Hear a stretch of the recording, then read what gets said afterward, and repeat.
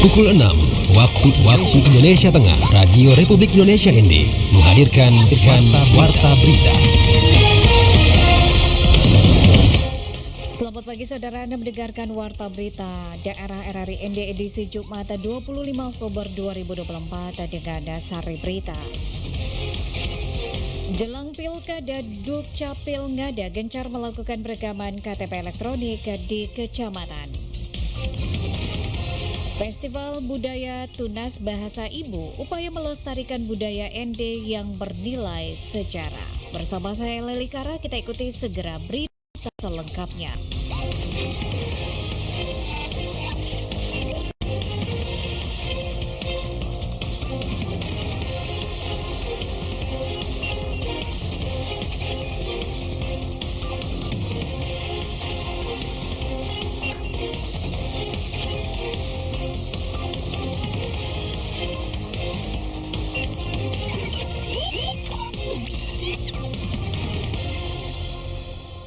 Pendengar, jelang Pilkada, Dinas Dukcapil Kabupaten Ngada melakukan perekaman KTP di sejumlah titik pelayanan dalam satu kecamatan sekaligus untuk mempercepat pemenuhan target bagi masyarakat yang memiliki hak pilih tetapi terkendala belum memiliki kartu tanda penduduk elektronik. Selengkapnya, Ferry Soom melaporkan. Bagi yang mungkin ada elemen data yang harus diperbaiki, itu yang kita lakukan di setiap kecamatan.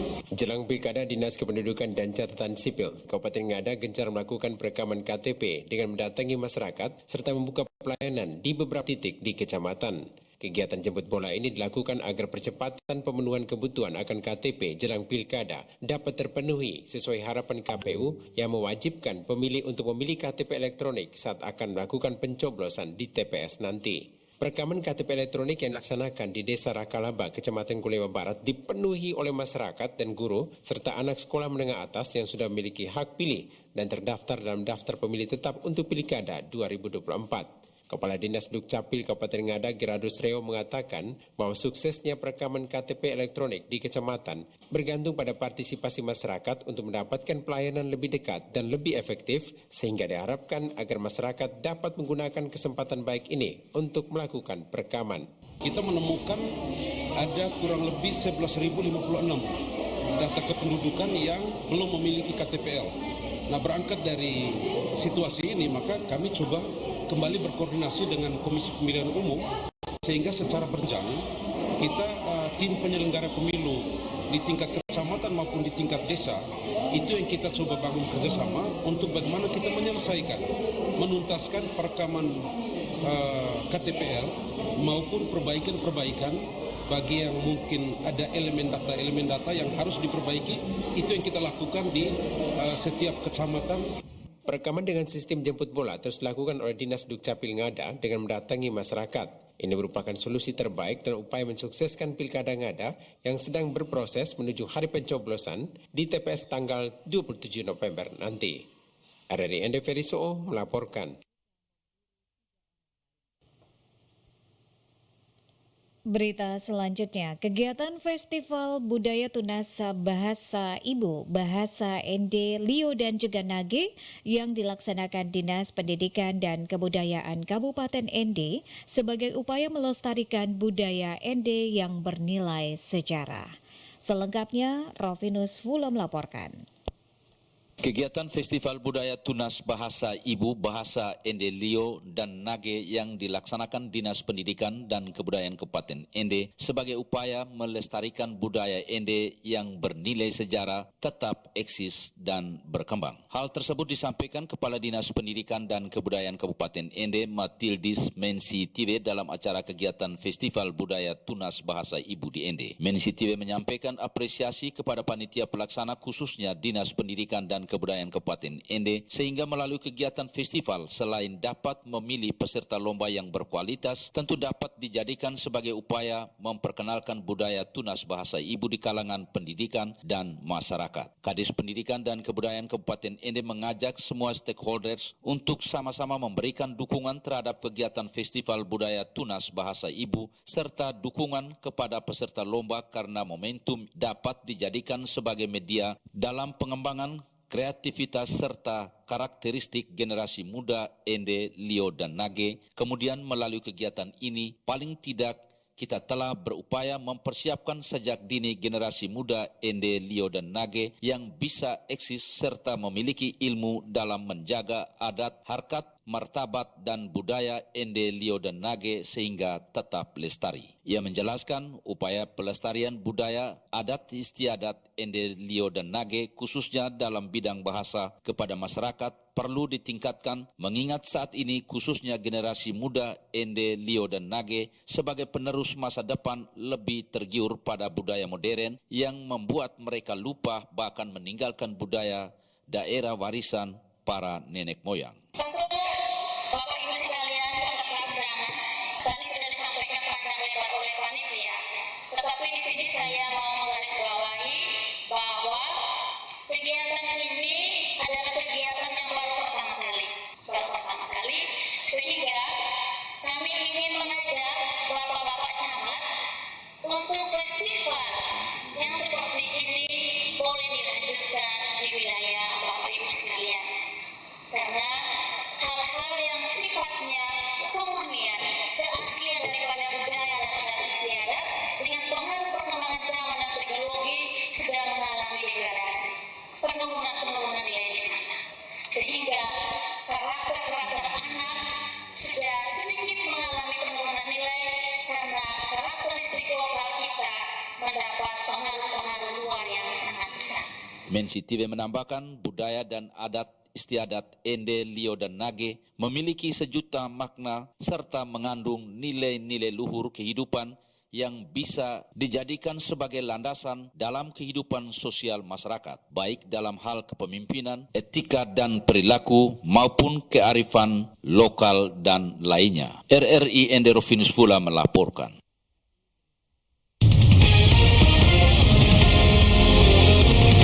Anda sedang mendengarkan Warta Berita RRI ND. Pendengar, material longsor menutupi badan jalan di wilayah Desa Watu Manu, Kecamatan Jerebuu, Kabupaten Ngada. BPBD Ngada kerahkan alat berat ke titik lokasi longsor dan informasi selengkapnya akan disampaikan Nikolaus Makumeli. Kalau harapan kita agar pemerintah daerah kabupaten secara khusus dinas terkait yaitu di dinas BPBD supaya segera menangani longsoran tersebut. Bencana longsor kembali terjadi di wilayah Desa Watu Manu, Kecamatan Jerebuu, Kabupaten Ngada, tepatnya di Watu Bose pada Rabu 23 Oktober 2024 malam. Akibat longsoran tersebut, akses jalan yang menghubungkan beberapa desa di wilayah Kecamatan Jerebuu dan Kecamatan Inderie tidak dapat dilewati karena material longsor berupa bebatuan yang berukuran besar menutupi badan jalan tersebut. Kepada RRI, Kamis 24 Oktober 2024, Kepala Desa Watu Manu, Ludgardi Sanu menuturkan bahwa menyikapi persoalan tersebut, pemerintah Desa Watu Manu langsung berkoordinasi dengan pihak Kecamatan Jerebuu terkait bencana longsor tersebut. Dijelaskan Ludgardis bahwa material longsoran berupa bebatuan yang berukuran besar menutupi badan jalan sehingga harus menggunakan alat berat untuk menyingkirkan bebatuan tersebut. Dirinya berharap kepada pemerintah Kabupaten Ngada dalam hal ini dinas terkait agar segera mengatasi permasalahan tersebut sehingga jalur jalan yang menghubungkan beberapa wilayah tersebut dapat kembali digunakan oleh masyarakat.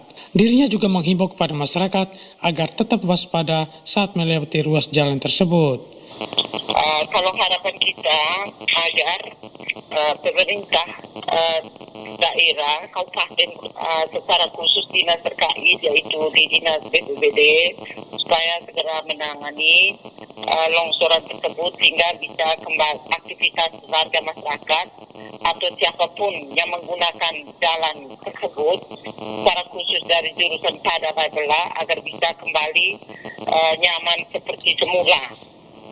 Terus mungkin dari BPBD juga kita juga bisa lebih memperhatikan di titik-titik longsoran khususnya di titik tersebut karena sudah terjadi berulang kali. sudah terjadi berulang kali. Kita lebih memfokuskan, mungkin bisa dengan bekerja sama lagi dengan dinas-dinas lain supaya kita bisa memperhatikan jangan sampai bisa ada akibat-akibat selanjutnya. Karena kita melihat kalau dari strukturnya di situ, infrastruktur di situ hanya batu-batu saja, batu-batu lapi. Sementara itu, Kepala Desa Manubara, Yeremias Keo kepada RRI, dirinya menuturkan bahwa meskipun longsor tersebut berada di wilayah Desa Watumanu, namun dampak dari longsoran tersebut juga sangat dirasakan oleh warga dari Desa Manubara yang hendak melakukan perjalanan menuju Kota Bejawa dan sekitarnya. Oleh sebab itu, dirinya sangat mengharapkan kepada BPBD Ngada agar segera mengatasi persoalan tersebut. Saya sebagai kepala desa, saya mengharapkan bantuan dari Badan Penanggulangan Bencana Daerah Kabupaten Ngada untuk mengantisipasi sehingga jalur transportasi dari Watumanu ke Manubara bisa berjalan dengan lancar.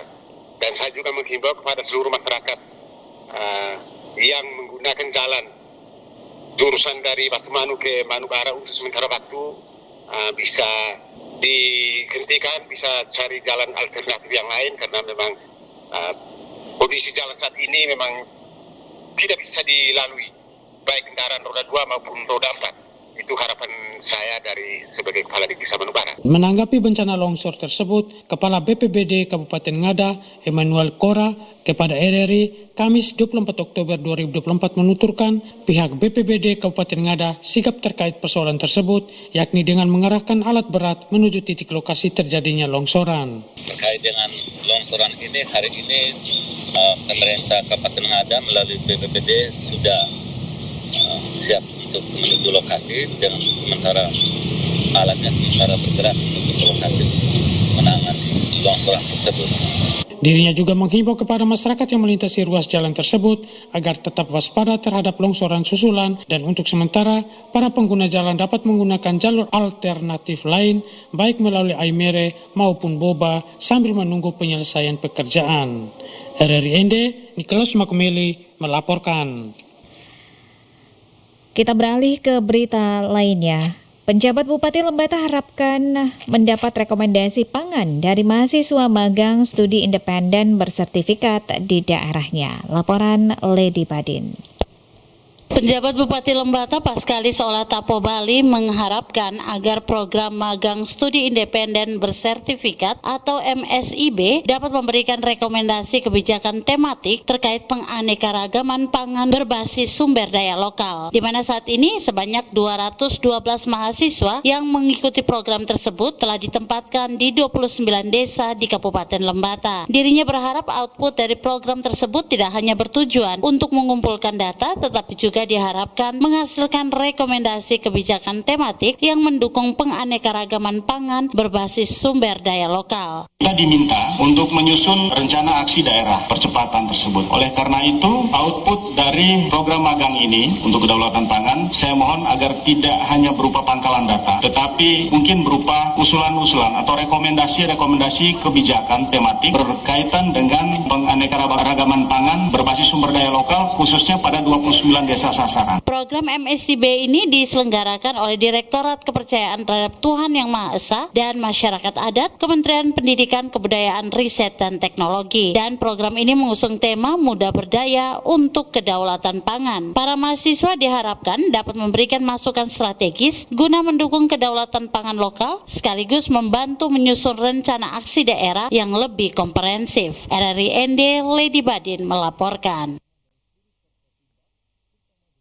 Pendengar, memasuki musim hujan, organisasi anak cinta lingkungan Acil Kabupaten ND mengajak masyarakat untuk lebih peduli terhadap lingkungan dengan tidak membuang sampah sembarangan, terutama pada area drainase, saluran got, pantai, dan juga sungai yang sering menjadi tempat pembuangan sampah ilegal.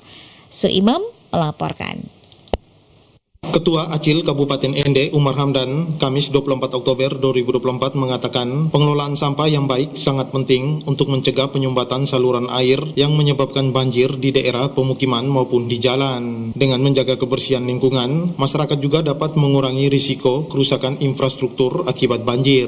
Dijelaskan, sampah plastik dan limbah rumah tangga yang menumpuk di saluran air dapat menyebabkan aliran air terhambat, memicu genangan air dan kerusakan ekosistem. Untuk itu, masyarakat diharapkan bisa menjaga kebersihan lingkungan, terutama dengan tidak membuang sampah di tempat-tempat yang berpotensi menimbulkan masalah. Di sini saya mengajak kepada kita semua, berbagai elemen masyarakat, khususnya kita di Kabupaten Ende dengan datangnya musim hujan ini, tidak membuang sampah sembarangan, apalagi kita membuang sampahnya di drainase dan kemudian di got, kemudian di pantai ataupun di saluran-saluran sungai. Ia melanjutkan, dengan ajakan ini dapat meningkatkan kesadaran masyarakat akan pentingnya menjaga kebersihan, terutama di musim hujan yang rentan terhadap masalah lingkungan seperti banjir. Ditambahkan, dengan peran serta aktif masyarakat, Acil optimis bahwa lingkungan Kabupaten Ende dapat terjaga kebersihannya sepanjang musim hujan dan seterusnya.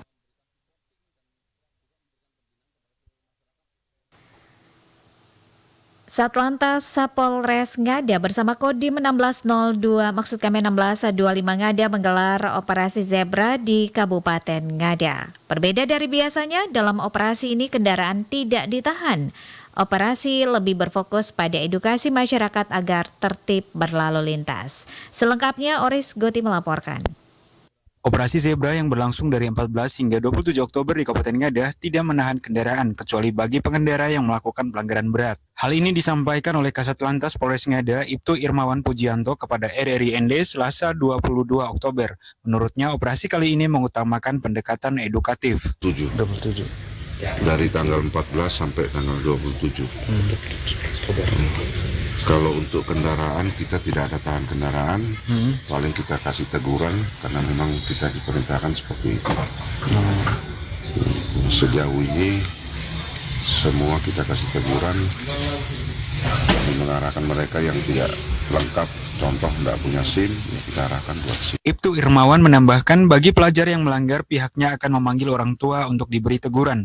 Hal ini dilakukan demi meningkatkan kesadaran tertib berlalu lintas di kalangan generasi muda. Selain itu, operasi gabungan ini juga bertujuan mengantisipasi tindakan-tindakan kontraproduktif selama masa kampanye Pilkada Serentak 2024. Kalau sepanjang pelaksanaan ini perubahan untuk tertib berlalu lintas masyarakatnya ada, kami cukup senang, artinya karena ada prospek kemajuan, progresnya maju, kemajuannya ada, jadi masyarakat sudah 85% lah, artinya tak berlalu lintas. Selama operasi berlangsung, Kasat Lantas Polres Ngada juga mencermati adanya penurunan angka knalpot bising di jalanan. Ia pun mengimbau kepada pengendara agar tidak memutar balik kendaraan ketika melihat adanya operasi, karena hal itu bisa berisiko menimbulkan kecelakaan. Hal-hal itu yang keliru bagi masyarakat, pemikiran itu sepertinya sangat keliru. Kalau memang tidak lengkap silahkan lewat saja, tidak masalah. Dalam artian kita tetap tahan, tapi itu nanti kita buat teguran.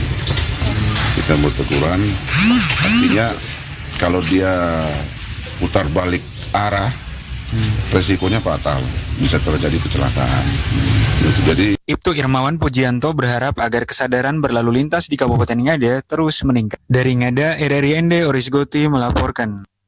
Berita terakhir. Ratusan pelanggar terjaring operasi Zebra Turangga 2024 di Labuan Bajo selama sepekan. Selengkapnya Epi Wahab melaporkan. Satuan Lalu Lintas Polres Manggarai Barat telah menindak sebanyak 490 pelanggar lalu lintas yang terjaring dalam operasi Zebra Turangga 2024 yang berlangsung dari tanggal 14 hingga 21 Oktober 2024 kemarin. Kasat Lantas Polres Manggarai Barat AKP Imade Suparta Purnama mengatakan selama 1 minggu petugas menindak 490 pengguna jalan, baik kendaraan roda 2 maupun roda 4.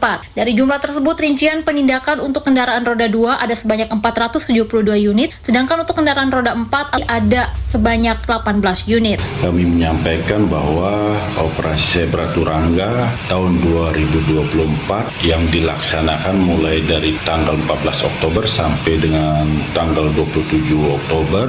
Jadi selama kami melaksanakan operasi Turangga, Zebra Turangga dalam sepekan ini dari tanggal 14 sampai 21 Oktober yang identik yang melanggar total seluruhannya berjumlah 490 kendaraan dengan unit rincian penindakan untuk kendaraan roda 2 ada sebanyak 472 unit, sedangkan untuk kendaraan roda 4 atau lebih ada sebanyak 18 unit. Jadi total yang kami melaksanakan penindakan baik tilang maupun teguran itu keseluruhannya kami rincikan tilang sebanyak ada 192 pelanggar.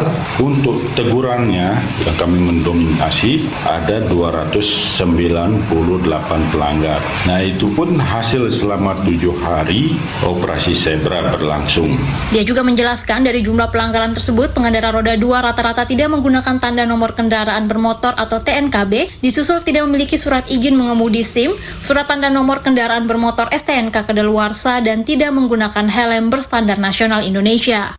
Jadi yang didominasi pada pelanggaran yaitu masing-masing tanpa menggunakan TNKB atau plat nomor kendaraan sebanyak 311, kemudian tanpa membawa SIM atau tidak mempunyai SIM sebanyak 79 unit, kemudian tanpa menggunakan helm yang SNI baik yang digonceng maupun pengendara sebanyak 39 unit, kemudian surat tanda nomor kendaraan yang tidak terregister ulang atau sudah melewati batasnya sebanyak 61 unit. Kendati demikian, polisi mengklaim tidak menilang segala jenis pelanggaran lalu lintas. Penindakan pelanggaran terhadap pengendara juga bisa berupa teguran. Dia meminta masyarakat untuk tidak menggunakan plat nomor palsu. Penggunaan plat nomor palsu merupakan tindakan melanggar hukum dan dapat dijerat sesuai undang-undang yang berlaku. Dia pun mengingatkan masyarakat agar berhati-hati karena cuaca yang mulai memasuki musim hujan yang dapat meningkatkan resiko kecelakaan. Diketahui operasi Zebra Turangga 2024 ini akan berlangsung hingga tanggal 27 Oktober 2024 mendatang. Dari Labuan Bajo, Epi Wahab melaporkan.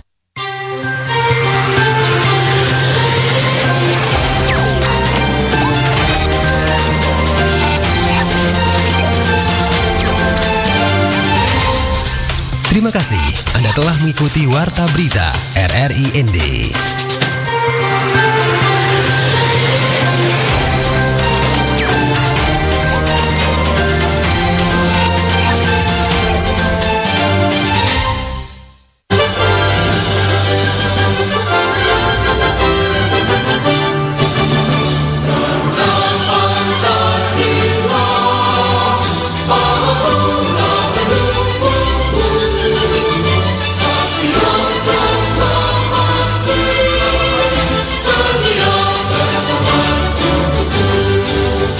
Pancasila.